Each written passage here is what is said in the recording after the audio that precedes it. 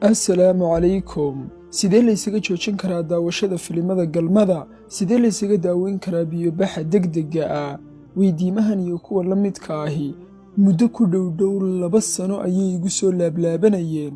Intaasoo dhanna waan ka warwareegayay inaan ka jawaabo ama ka hadlo. Mana aha arrimo la iiga bartay inaan ka faalloodo, balse maanta intii Ilaahay iga garansiiyo ayaan ka soo gudbinayaa. Insha Allah.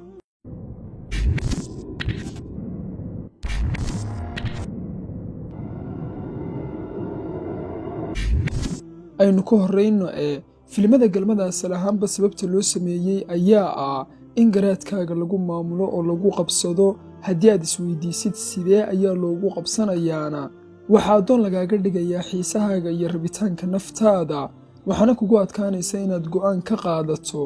waxaad noqonaysaa sida balwadlayaasha qayila ee habeen kasta marka ay seexanayaan go'aanka ka qaata qaadka, haddana marka ay toosaan subaxii qaadka raadsada. qofkaan xiisaha iyo rabitaanka ama hawada naftiisa hor joogsan karayninna cadow ku soo duulayna iskama dhicinayo, dhibaato loo geystayna kama aarsanayo, oo damiirkii ayaa dhintay. sidaa awgeed filimada galmadu waxa ay ka mid yihiin mashruuca la magac baxay mind control ama brainwash. ilaahay subxaanahu watacaala markii uu ina abuuray ee ruuxda iyo naftayna geliyey, waxa uu ina siiyey xorriyad buuxda. xorriyad marka lagu leeyahayna macnaheedu waxa weeye ilaahay jidkii xumaanta iyo jidkii wanaaggaba wuu ku hordhigay. hadba ka kula wanaagsanaada raac ayaa lagu yidhi, natiijada aad ka dhexlaysidna isu diyaari. nolosha lagu sheegayaaba waa intaasuun. yacni imtixaanka aakhiro waxa weeyaan imtixaanka keliya ee inta su'aalihii lagu siiyey jawaabihiina laguugu daray, xataa natiijadaad keenaysidna laguugu daray, ee lagu yidhi su'aal kasta sidaad jawaabteeda ugu qorto ayuunbay natiijadaaduna noqonaysaa. xorriyad buuxda ayaynu taa u haysannaa. haddaba inaad qaldantaa ceeb ma aha, ee waxaa ceeba inuu qaladkii sax kuula muuqdo. inaad geftaa ceeb ma aha, ee waxaa ceeba inaad gefkaaga cudurdaar u samayso oo ku celceshato. inaad dembaabtaana ceeb ma aha, ee inaad dembigiisii dhex fadhido oo ka soo laaban weydo ayaa ceeb ah. marka loo eego xaalka waayahan taagan iyo heerka tiknoolajiyaddii ay marayso iyo siyaabaha fasahaadka loo baahinayo, waa dabeeci mar iyo 2 iyo ka badanba inay ishaadu ku dhacdo ama aad la kulanto wax kuu horseeda inaad filimadaas galmada aad daawato, ama wax ku tusinaya filimada galmada oo dhankooda kuu jiidaya inaad la kulanto. inaad mar uun ku dhacdo oo daawataana ma aha ceeb iyo xumaan, ee xumaantu waa inaad sii macaansato oo sii joogtayso. waxaanaad ogaataa xumaanta oo aad ka murugooto lafteedu inay tahay qayb dambidhaafka ka mida. haddaba filimada galmadu sidee ayay noloshayda saamayn ugu yeelanayaan?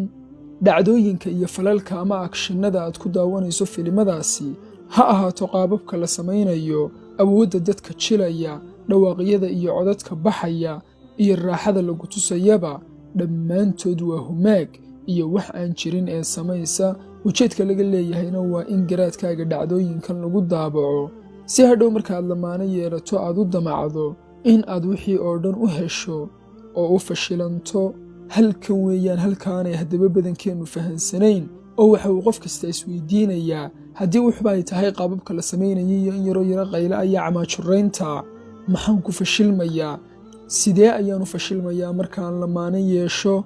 si aynu si qoto dheer ugu fahanno qodobkan, waxaynu tusaale u soo qaadanaynaa inteenni ciyaale hindiga ahayd markaynu yaraanteennii daawanayno filimada hindiga ee aragno atooraha oo kamarada lagu xayeysiinayo ama slow motion la gelinayo. waxaynu isku dayi jirnay inaynu innaguna sidaas samayno oo tabtii atooraha u soconno innaga oo slow motion isgelinayna. waynuna awoodi jirnay inaynu innagu socodkeenna iyo tasarrufkeenna xayeysiinno oo slow motionkaas gelinno oo si aayara u tallaabsanno.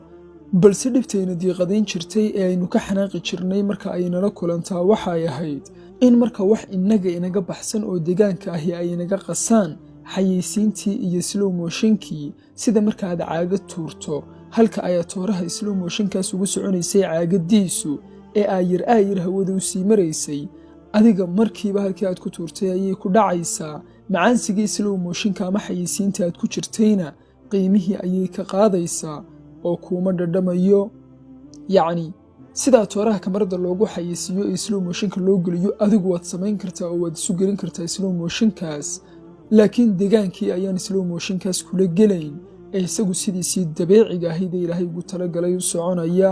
sidaasi la mid ah laga yaabaa hadhow marka aad lamaano yeelato inaad tijaabiso qaababkaas aad doonayso ee ka daawatay filimadaas samayska ah, balse lamaanahaaga, degaanka aad ku nooshahay iyo wax waliba way kaa hor imanayaan oo sidii kuulama jaan qaadayaan. raaxadii guurka iyo galmadii xalaasha ahayd ayaana markaas kaa qasmaya. sidaas ayaadna ku fashilmaysaa oo galmo aan kuu dhadhamaynin xiise uma haynaysid. guur bilaa galmo ahina waa fashilaad. filimadaas galmada ee goor iyo ayaan meel walba la leeyahay iska daaya. intan weeyaan cilladoodu oo waxaad haysato oo ah lamaanahaaga islaamka ee aadan waxyaabaha foolxumada qaarkood ka helayn, sida in la isla qayliyo oo ilaa guriga 15aad ee jaarka laydinka maqlo qayladiinna iyo cabaadkiinna iyo arrimaha kale ee la midka ah. degaankaad ku nooshahay oo tol iyo xididba leh oo xataa adigu aad habdhaqankaagii hore beddelayso marka aad guur gasho. ilaan ummad dhan ayaa noloshaadii hore ku soo biirtay oo ku qiimaynaysa ee xaalkaaga shakhsiyadeed oo marlayba aan noqonayn kii filimada galmada. intaas oo aad haysato iyo waxa aad doonayso oo ah lamaano kula qayliyo oo sidii mikrofon laydiin dhiibay aad af labadii yeedhaan, hirdan iyo dagaalan iyo ficiltan uu labadan qof midiba isleeyahay ka kale ka wanaagsana waad ka lacag badatide, iyo slow motionkaas atoorayaasha hindida la gelin jiray ee waaqiceennan aan ku soo baxayn. labadaas ayaa isyeelan waayaya. sidaas ayuuna guurkaagu ku fashilmayaa. qodobka kale ee aad ku fashilmaysaa waxa uu yahay qof kastaaba waxa uu jecel yahay nolosha xaasnimada iyo galmada qaab inuu u qaato, waxaana uu aqbali karaa hal qof oo ah ka uu nolosha la wadaagayo qaabkiisa. labadoodaas qaab ayayna isku celceshanayaan. balse markaaad 20 filin oo qurunkaasa daawato, 40 qof ayaad qof waliba qaabka uu jeclaysanayay galmada la qabsanaysaa oo garaadkaaga ku daabacmaya. qaababkaas qaarkood way kula xumaanayaan, qaarna way kula qurxoonaanayaan. hadhow markaaad lamaano yeelato haddii uu kuwii kula xumaan yeesho, halkiisa ayuu ku fashilan yahay guurkaasi oo ilaan muddo dheer ayaad soo nabcayd qaababkaasi lama qabsan kartid. haddii uu kuwo kale la yimaadana dooq kaa khalkhalsanaa ayuu kugula soo biirayaa oo macno kuuma samaynayo. markaasna fashil ayaa tahay. dhanka biyobaxa degdega ah isaga warkiisu uu kooban yahay. inkasta oo ay jiraan arrimo badan oo waayahan saamayn inagu leh oo dhibaatooyin inagu haya, sida cuntoxumada aynan badanka wax saafi ah oo daray ah helin ee wax moorsanuun aynu cunayno, hawadii oo qiiq iyo sumaha warshaduhu ay xidheen, khadadka internetka iyo ateenooyinka meel walba fallaadhaha iyo signaliska diraya ee jidhkeenna dilaya ee sii dhex maraya, iyo arrimaha kale ee la midka ah. haddana biyobaxa degdega ah iyo arrimaha xubnaha taranka saamaynta ku yeesha waa kuwo qofku uu isu geystay sidii uu doonaba ha isugu geysto. isugeysigaasina waa ka sababay in arrimo la xidhiidha galmada un laga cawdo oo mar kasta la isweydiiyo sidee u joojin karaa iyo sidee wax isaga beddeli karaa. iyadana waxaynu ku dhaafaynaa hal weedh oo ah war jidhkiinna iyo xubnihiinna dhallinyaronimada iyo iskaabulonimada inta aad ku jirtaan ilaashada, si markaad reeraysataan ee guur gashaan uu idinku roonaado oo aad ugu raysataan. yacni wixii ilaahay ku yidhi waa xaaraan ee iska daaba waa wax adiga shakhsiyadaada u daran. dhibaatada ay kuu leeyihiinna ama degdeg ayaad u arki ama waayo dambe ayaad ka caban. sidaa awgeed war intaad yartihiin xubnihiinna ilaashada, si markaad weynaataan ee reer yeelataan xubnihiinnu waxtar idinku yeeshaan, ama intaad yartihiin xubnihiinna dila oo hadhow ha calaacalina oo sidee ayaan yeelaa iyo maxaan ku daweeyaa iyo sidee isaga daayaa iyaan la idinka maqlin. haddaba dhibaatadii isla aragnaye sidee ayaa loo xallinayaa labadaa dhacdaba? ugu horrayn, salaadaada sax oo hagaaji oo tuko salaada sheegan ee ilaahay dhabta loogu cibaadaysanayo. ilaahay subxaanahu watacaala waxau ina leeyahay ina asalaata tanhaa cani alfaxshaa'i waalmunkar. salaaddu iyada ayaa kaa reebaysa xumaanta iyo faaxishadaba. waxaanaad ogaataa salaadaadu hadday xumaanta kaa reebi weydo inaad iska foorfoorarsatid uun ee aanay wax salaadii kuu jirin ama aanay salaadaadaas macno samaynayn. mar labaadka, waxyaabaha ugu badan ee ay qofka ugu adkaato inuu go'aan qaataa waa inuu hal mar go'aansado in waxay naftiisu aad u rabto uu ka mamnuuco, kadib marka uu maalin iyo 2 iyo 3 la halgamana uu maalinka afaraad u fasaxo. haddaba si aanay taasi kuula kulmin, naftana aad xiisaha xumaantaas ugu yarayso, marka hore go'aanso inaadan 3 casho daawan ama samayn xumaantii. marka ay kuu dhammaatana ku dhac haddaad doonto dembigii, si aad nafta u xasiliso adiga oo xumaanta kala dagaalamaya. maalinka afraad markaad ku dhacdo, haddana go'aanso 7 inaadan ku dhicin. marka uu kuu dhammaado 7-kii, ku dhac maalinka 8aad haddii aad doonto dembigii, haddana go'aanso 2 toddobaad inaadan falkaas ku kicin. marka ay ku dhammaadaanna maalinka 15aad ku dhac haddaad doonto, haddana go'aanso 3 toddobaad. 21 casho markaad ka maqnaato, haddiiba intaas markay ku dhammaato uu naftii weli rabitaankii xumaantaasi ka hadhi waayo, maalinka 22aad ku dhac, haddana waxaad go'aansataa 28 casho ama 4 toddobaad.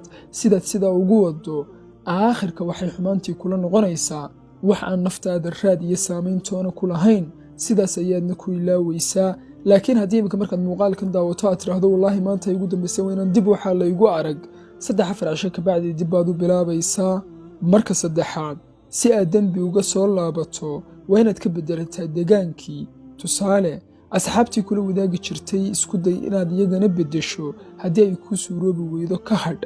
haddii shukaansigaagu badnaa oo aad habeenkii 10 qof kala beddeli jirtay, mid wanaagsan kala bax oo ka hadhinta kale, haddiiba aadan iskaga wada hadhayn. haddii aad qol cidla seexan jirtayna, cid la seexo si xataa haddii ay naftaadu kuu cadaadiso, aad qofkan kale uga maraatayso oo uga xishooto. marka 4aad, ka dheero wax kasta oo ku xasuusinaya arrimaha galmada iyo soo jiidashada jinsiga kale. waa haddii aad iskaabulo tahay, sida daawashada iyo indhal raacidda gabdhaha jidadka maraya, ka sheekaynta galmada iyo arrimaha la midka ah. mar kasta oo arrimahaasi ay dhegtaada ku bataan, waxa badanaysa saamaynta ay ku yeelanayaan dareenkaaga hamadeed. kadibna waxaad raadinaysaa ilaan xaasle ma tihide waxaad isku qaboojiso. dabcan waa haddii iimaankaagu uu liito sidaas ayaadna dembigii ugu laabanaysaa. waana sababta ragga iyo dumarka labada aayadood ee isku xiga mid walba gaarkiisa loogu amray inuu aragga laabo oo indhaha hoos u dhigo marka uu jinsiga kale arko. marka 5aad, qofka aadamaha ahi camal la'aan ma joogi karo, oo Ilaahay ayaa ku abuuray fidro ah in aad wax uun ka shaqayso oo ku hawlanaato. konaad fadhi ku dirirka maqaaxiyaha ama qayilaadda iyo saamaleelka ka shaqaysana. sidaa awgeed, haddii aad wakhtigaaga wax wanaagsan ka buuxin weydid, wax xun ayaa ka buuxsamaya. haddii aad shaqooyin wanaagsan isku mashquulin weydidna, kuwo aadan u bogin ayaa ka buuxsamaya. waxaana jirtay qaacido aan samaystay berigan fasalka 8aad ka baxay oo ahayd nafta firaaqada ka ilaali. ilaa haddana aan ku dhaqmo, waxaan aaminsanahay inay tahay qaacidada ka dambaysa inaan noqdo qof waxqabad leh oo ummaddiisana wax tara isaguna wax istara. yacni 1 daqiiqo inuu iga lumo wakhtigayga waan ka ilaaliyaa.